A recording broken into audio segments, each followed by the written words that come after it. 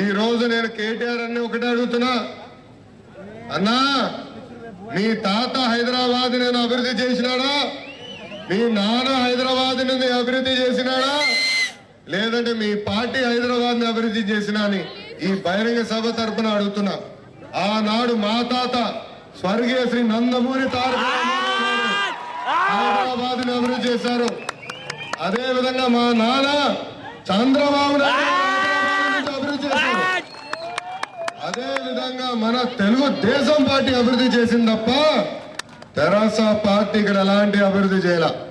Telugu Desam BJP మిత్రులు నిన్న మొన్న నేను చూసిన తమ్ముడు లోకేష్ చెప్తా ఉన్నాడు. ఏమంటున్నాడు ఆయన?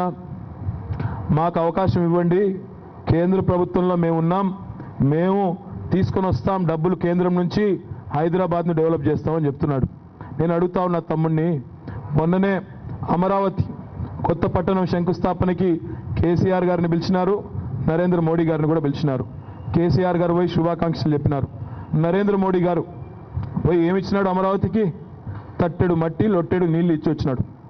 అంటే ఈరోజు చంద్రబాబు నాయుడు గారు వాళ్ళ పార్ట్నర్గా ఉన్నారు, కేంద్రంలో ఎన్డీఏలో పార్ట్నర్గా ఉన్నారు. సొంత రాష్ట్రానికే ఒక పైసా తెచ్చుకోలేకపోయాడు ఆయన. ఆయన పక్క రాష్ట్రం తెలంగాణలో వచ్చి హైదరాబాద్కు ఏదో కేంద్రం నుంచి డబ్బులు తీసుకొని వచ్చి డెవలప్ చెప్తా ఉన్నాడు.